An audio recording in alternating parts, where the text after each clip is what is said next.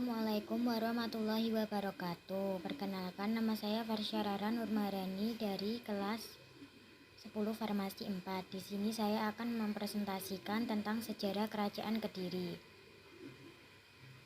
Sejarah kerajaan berdirinya Kediri. Kerajaan Kediri adalah kerajaan bercorak Hindu yang berpusat di Danapura, Kediri, Jawa Timur. Kerajaan ini memiliki banyak nama lain seperti Kerajaan Kadiri, Daha, dan Panjalu. Kerajaan Kediri berdiri pada abad ke-11 atau lebih tepatnya pada 1045 Masehi dengan Sri Samarawijaya sebagai raja pertamanya. Selama hampir 2 abad berkuasa, kerajaan ini mencapai puncak kejayaannya pada masa pemerintah Raja Jayabaya. Di bawah kekuasaan Raja Jayabaya, bidang sastra berkembang pesat. Sedangkan wilayah kekuasaan meliputi beberapa pulau di Nusantara, bahkan sampai mengalahkan pengaruh kerajaan Sriwijaya. Kerajaan Kediri runtuh pada 1222 Masehi karena serangan Ken Arok. Berdirinya Kerajaan Kediri. Sejarah berdirinya Kerajaan Kediri bermula saat Raja Airlangga dari Medang Kamulan membagi kerajaannya menjadi 2, yaitu Kerajaan Kediri untuk Samarawijaya dan Kerajaan Jenggala untuk Mapanji Garasakan. Peperangan antara Sarawijaya dan Garasakan pun terus terjadi selama 60 tahun lamanya. Pada akhirnya, Kerajaan Kediri lebih unggul dari Jenggala dan ibu kotanya dipindahkan dari Daha ke Kediri. Asal-usul Kerajaan Kediri banyak tertuang dalam kitab sastra, salah satunya dalam Kakawin Bharatayuda dan yang ditulis Empu Sedah dan Empu Panuluh. Kehidupan ekonomi Kerajaan Kediri. Kerajaan Kediri menggantungkan kegiatan perekonomian pada sektor pertanian dan perdagangan. Sebagai kerajaan agraris, Kediri memiliki lahan pertanian di sekitar Sungai Brantas yang subur dan menghasilkan banyak padi. Sektor perdagangannya dikembangkan melalui jalur pelayaran Sungai Brantas. Selain beras, barang-barang yang diperdagangkan terdiri dari emas, perak, kayu cendana, rempah-rempah, dan pinang. Pada masanya, pedagang Kediri memiliki peran penting dalam kegiatan perdagangan di Asia. Kehidupan sosial budaya Kerajaan Kediri. Pada masa pemerintah Raja Jayabaya, struktur pemerintah Kerajaan Kediri sudah sangat teratur. Masyarakatnya dibagi menjadi 3 golongan, yaitu yang pertama, golongan masyarakat kerajaan. Yang kedua, golongan masyarakat tani atau para pejabat pemerintah. Yang ketiga, golongan masyarakat non-pemerintah. Selain itu, kebudayaan Kerajaan Kediri mengalami perkembangan pesat, terutama dalam bidang sastra. Berikut ini beberapa contoh karya sastra dari Kerajaan Kediri yang terkenal. Yang pertama, kitab Bharatayuda karangan Empu Tantular dan Empu Panuluh. Yang kedua, kitab Krisnayana karangan Empu Tanakung. Yang ketiga, kitab Samaradahana karangan Empu Monaguna. Yang keempat, kitab Lumdaka karangan Empu Tanakun. Puncak kejayaan Kerajaan Kediri. Puncak kejayaan Kerajaan Kediri dapat diraih pada masa pemerintah Sri Jayabaya, yang disebut sebagai Raja Bijaksana.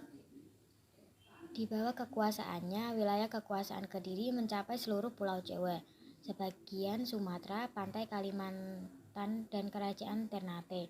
Karena wilayahnya begitu luas, bisa dipastikan bahwa armada laut yang dimiliki juga sangat kuat. Bahkan kerajaan ini sangat terkenal hingga ke Tiongkok. Dibuktikan dengan tulisan saudagar bernama Kouku Fei yang memaparkan tentang karakteristik masyarakat pada zaman Kerajaan Kediri. Pemerintah yang dipimpin oleh Sri Jayabaya pun sudah teratur, sementara hukum dilakukan secara tegas dan adil. Nama Sri Jayabaya diabdikan dalam kitab Bharatayuda, dan sampai sekarang ia dikenal karena ramalannya tentang Indonesia dalam Jangka Jayabaya. Runtuhnya Kerajaan Kediri. Runtuhnya Kerajaan Kediri dipicu oleh pemerintah raja terakhirnya Sri Kartajaya yang dikenal sangat kejam dan mewajibkan rakyat untuk menyembahnya. Hal itu membuat para Brahmana menentang dan pada akhirnya bersekutu dengan Ken Arok dari Tumapel untuk mengalahkannya. Sri Kertajaya kemudian menyerahkan kekuasaan kepada Ken Arok setelah kalah dalam pertempuran di Ganter. Silsilah Kerajaan Kediri. Yang pertama Sri Samarawijaya pada abad 1045 Masehi. Yang kedua Sri Jayawarsa pada abad 1104 sampai 1115 Masehi. Yang ketiga Raja Bameswara pada abad 1116 sampai 1135 Masehi. Yang keempat Sri Jayabaya pada abad 1135 sampai 1159 Masehi. Yang kelima Sri Sarweswara pada abad 1159 sampai 1170 Masehi. Yang keenam Sri Aryaswara pada abad 1170 sampai 1180 Masehi. Yang ketujuh Sri Gandra pada abad 1181 Masehi. Yang kedelapan Sri Kameswara pada abad 1190 sampai 1200 Masehi. Yang kesembilan Sri Kertajaya pada abad 1200 sampai 1222 Masehi. Silsilah Raja dan Asal-Usul Kerajaan Kediri. 1. Sri Samarawijaya. Sri Samarawijaya adalah raja pertama dari Kerajaan Kediri. Pemerintahannya dimulai dari tahun 1042. Sri Samarawijaya memiliki gelar lengkap Sri Samarawijaya Dharma Suparna Wahana Teguh Untung Gadewa. Dalam prasasti Pucangan tahun 1041, Samarawijaya memiliki jabatan sebagai Rakyan Maharmatin. Pada masa kekuasaan Raja Airlangga dan raja-raja sebelum Airlangga, jabatan ini yang paling tinggi setelah raja. Jabatan ini mirip dengan status putra mahkota. Pada umumnya dijabat oleh putra atau menantu raja. Pemerintahan Raja Samarawijaya dikenal sebagai masa bayangan karena pada masa ini tidak ada bukti prasasti sama sekali. Berdasarkan cerita dalam prasasti Pamawartan dan prasasti Gandakuti, Raja Samarawijaya naik tahta di saat Airlangga turun tahta menjadi seorang pendeta. 2. Sri Jayawarsa. Sri Jayawarsa memerintah di tahun 1104 Masehi. Sri Jayawarsa bergelar Sri Maharaja Jayawarsa Dikjaya Sastra Prabu. Tidak diketahui kapan dilihat Raja Jayawarsa naik tahta sebagai Raja Kerajaan Kediri. Kisah Raja Jayawarsa tercatat dalam prasasti Sirah Keting tahun 1104 Masehi. Dalam prasasti ini dikisahkan jika Sri Jayawarsa sangat mencintai semua rakyatnya. Bahkan dirinya selalu berusaha untuk meningkatkan kesejahteraan seluruh rakyat. Prasasti Sirah Keting berisi tentang penegasan desa Merjaya sebagai tanah perdikan atau Sima Swantantara. Tidak diketahui secara pasti kapan Raja Jayawarsa turun tahta. Dari prasasti Panumbang tahun 1120 Masehi hanya menyebut makamnya yakni di daerah Gajapada. 3. Raja Bameswara. Raja Bameswara disebut sebagai raja yang selanjutnya berkuasa di Kerajaan Kediri. Hal ini diketahui dari isi prasasti peringkat tahun 1117 Masehi. Masa pemerintahan Raja Bameswara banyak catatan yang ditemukan. Prasasti-prasasti ini ditemukan di wilayah Tulungagung dan Kertosono. Dalam prasasti tersebut banyak memuat masalah keagamaan. Dari kondisi ini bisa diketahui kondisi pemerintahan yang sangat baik. Tidak diketahui kapan Raja Bameswara turun tahta. Berdasarkan prasasti Ngatang, raja selanjutnya yang berkuasa adalah Raja Sri Jayabaya. 4. Sri Jayabaya. Dari catatannya ada, Sri Jayabaya berkuasa sekitar tahun 1135 Masehi hingga 1157 Masehi. Raja ini bergelar Sri Maharaja Sang Mapanji Jayabaya Sri Warmeswara Madusudana Awataranindita Sutrisingha Parakrama Utunggadewa. Pada masa pemerintahan Jayabaya, kerajaan Kediri mencapai puncaknya. Pada masa tersebut, Pajalu mampu mengalahkan Janggala yang menguasai seluruh tahta Airlangga. Dalam pemerintahan Jayabaya, seluruh wilayah Kediri bisa bersatu.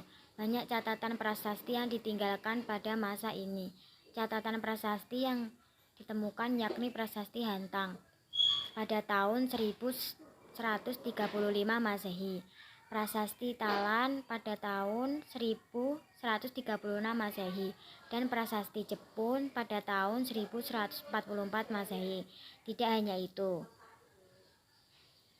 terdapat juga karya sastra berupa Kakawin Bharatayuddha tahun 1157 Masehi. Dalam babat Tanah Jawi dan Serat Aji Pamasa disebut jika Raja Jayabaya merupakan titisan Dewa Wisnu. Raja ini memimpin negara yang bernama Widarbha dengan ibu kota di Mamenang. Ayah Jayabaya adalah Gadrayana. Gadrayana merupakan putra dari Yudayana, putra dari Parikesit, putra dari Abhimanyu, putra dari Arjuna dari keluarga Pandawa. Permaisuri Raja Jayabaya bernama Dewi Sara. Jayabaya diketahui memiliki 4 anak yakni Jaya, Amijaya, Dewi Pramesti, Dewi Paramuni, dan Dewi Sasanti. 5. Sri Sawerswara. Sri Sarweswara adalah salah satu raja Kediri yang terkenal sebagai raja yang sangat religius dan juga berbudaya. Hal ini dikisahkan dalam Prasasti Padegalan 2 tahun 1159 Masehi dan Prasasti Yunan tahun 1161 Masehi. Sebagai raja yang taat agama dan budaya, Prabu Sarwaswera memegang teguh prinsip taat wam asi yang artinya dikaulah itu. Pemikiran ini berarti dikaulah atau semuanya itu. Semua makhluk adalah engkau. Tujuan hidup manusia menurut Prabu Sarwaswera yang terakhir adalah moksa, yaitu pemanggulan jiwatma dengan paramatma, jalan menuju benar-benar menemukan sesuatu yang menuju ke arah kesatuan dan segala sesuatu yang melihat kesatuan tidak benar. Tidak diketahui secara pasti kapan Raja Sri Sarweswara turun takhta. Berdasarkan isi Prasasti Angin tahun 1171 Masehi, raja selanjutnya yang memimpin kerajaan Kediri adalah Raja Sri Aryaswara. 6. Sri Aryaswara. Sri Aryaswara adalah Raja Kediri yang berkuasa pada tahun 1171 Masehi. Raja ini bergelar Sri Maharaja Rakehino Sri Aryaswara Madhusudanawatara Ari Jamuka. Pemerintahan Sri Aryaswara diketahui dari Prasasti Angin tanggal 23 Maret 1171. Prasasti tersebut menyebut bahwa raja yang kelima dari kerajaan Kediri adalah Sri Aryaswara yang bergelar Sri Maharaja Rakehino Sri Aryaswara Madhusudanawatara Ari Jamuka. Sementara lambang dari pemerintahannya adalah Ganesha. Hanya sedikit catatan yang bisa diketahui tentang raja ini. Dari Prasasti Jaringan disebut kekuasaan Sri Aryaswara dilanjutkan oleh Sri Raja Sri Gandra. 7. Sri Gandra. Raja Sri Gandra berkuasa pada 1811 Masehi. Gelar yang dipangkunya adalah Sri Maharaja Koncaryadipa Hadabuwanapadalaka Parakrama Anindita Digaya Untunggadewa Sri Gandra.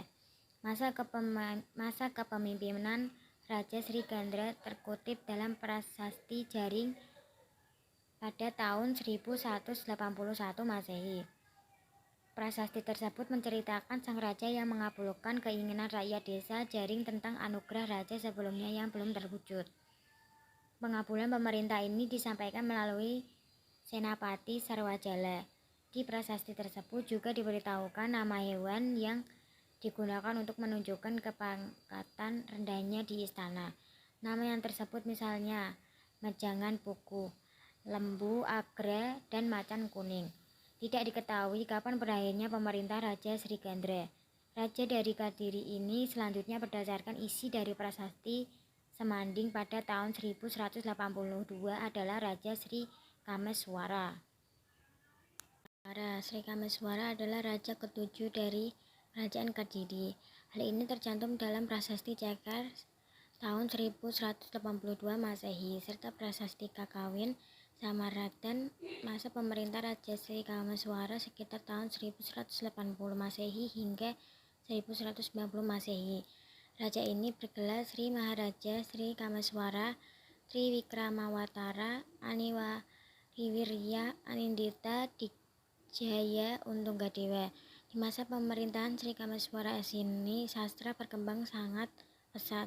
Salah satunya adalah adanya kitab Smaradana karangan dari Empu Damarja. Kitab ini terkisah tentang cerita rakyat seperti cerita Panji Semirang. Empu Darmaja juga menceritakan tentang kelahiran dari Dewa Ganesha, yaitu dewa berkepala gajah yang merupakan anak dari Dewa Siwa. Ganesha menjadi lambang dari kerajaan Kediri sebagaimana yang tercatat dalam prasasti. Beberapa peninggalan pada masa pemerintahan ini diantaranya prasasti Semanding pada tahun 1182 Masehi dan prasasti Cekar pada tahun 1185 Masehi. 9. Sri Kertajaya. Sri Maharajaya Kertajaya adalah raja terakhir dari Kerajaan Kediri. Raja ini berkuasa pada tahun 1194 Masehi hingga 1122 Masehi. Di masa Raja Kertajaya, Kediri jatuh karena serangan Kerajaan Tumapel atau Singasari. Raja Kertajaya memiliki gelar Sri Maharaja Sri Sarweswara Triwikramawatara Anindita Srenggalancana Digya Utunggadewa. Nama Raja Kertajaya tercatat dalam teks Nagara Kertagama tahun 1365 yang ditulis setelah zaman Kerajaan Kediri. Sementara dalam teks Pararaton, Raja Kertajaya disebut dengan nama Prabu Dadeng Gendis. Bukti sejarah masa pemerintahan Raja Kertajaya di antaranya tertuang dalam prasasti Galungan tahun 1194, prasasti Kamulan tahun 1904, prasasti Palah tahun 1197 dan prasasti Wates Kulon tahun 1205. Sekian dari presentasi saya. Saya minta maaf jika ada kesalahan saat membaca dan saya mengucapkan terima kasih. Semoga bermanfaat.